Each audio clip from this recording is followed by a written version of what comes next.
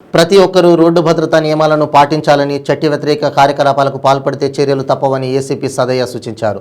ఉన్నతాధికారుల ఆదేశాల మేరకు మందమర్రి పోలీస్ స్టేషన్ పరిధిలోని మార్కెట్ ఏరియాలో ఏసీపీ సదయ్య ఆధ్వర్యంలో సిఐ మహేందర్ రెడ్డి, ఎస్ఐ చంద్రకుమార్ 20 మంది పోలీసు సిబ్బందితో కలిసి సమాజంలో జరుగుతున్న మోసాల పట్ల తీసుకోవాల్సిన జాగ్రత్తలను వివరిస్తూ నేరాల నిర్మూలనకై కమ్యూనిటీ కాంట్రాక్ట్ కార్యక్రమాన్ని నిర్వహించారు.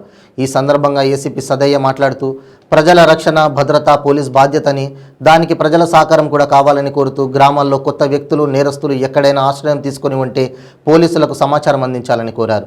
యువత చెడు అలవాట్లకు బానిసగా మారి జీవితాలను నాశనం చేసుకోవద్దని సూచించారు.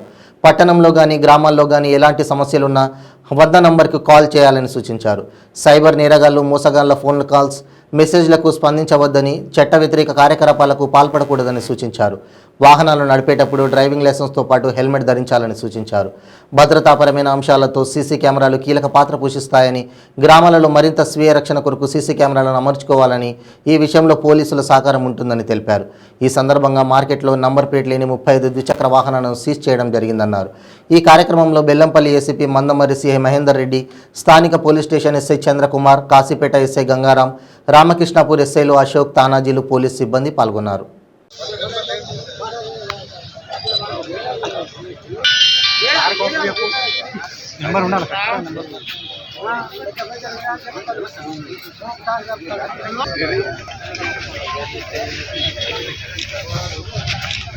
ఇంకా చూస్తే మీరు మంచిగా వస్తుంది. ఇంకా చాలా ఉంది.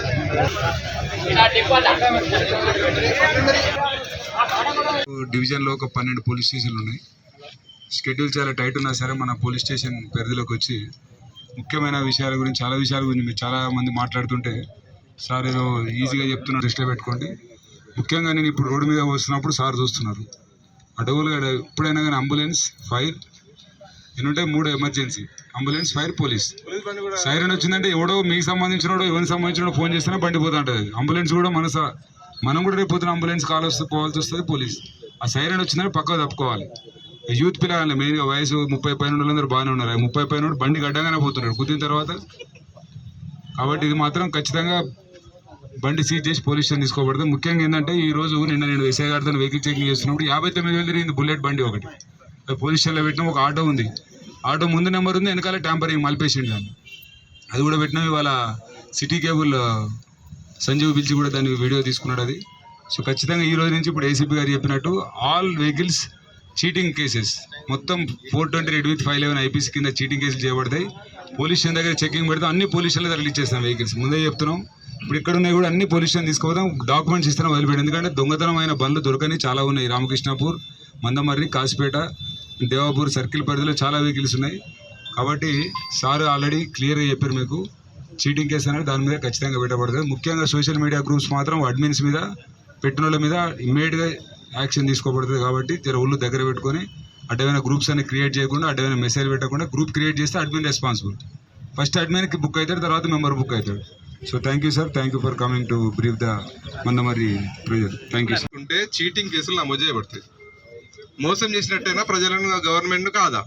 నెంబర్ వేయకుండా బండి బయటకు వస్తే, లేకపోతే నెంబర్ వేస్తారు, ఒకటి చిన్న అంకి వేస్తారు, ఒకటి పెద్ద అంకి వేస్తారు, ట్యాంపరింగ్ చేస్తారు. ఒకటి నెంబర్ ఉన్నా కూడా, ఒరిజినల్ నెంబర్ ఉన్నా కూడా ఇంకో నెంబర్ రాస్తారు, లేకపోతే ఒక్క నెంబర్ డిజిట్ చేంజ్ చేస్తారు. అట్లాంటివి ఎవరైనా చేసి బయటపడితే మాత్రం ఖచ్చితంగా వారంలో టైం ఇస్తున్నాం. వారం రోజుల లోపల ఖచ్చితంగా బండికి ప్రతి ఒక్కరికి నెంబర్ ఉండాలి. నెంబర్ లేకపోతే మనకి ఎవరికి అర్థం కాదు ఎవడన్నది. రేపు మన ఇంట్లోకే మనం అఫెన్స్ చేసేది రావచ్చు, మన పోతాంటే వస్తాంటే మన పిల్లల్ని ఏమైనా అనొచ్చు.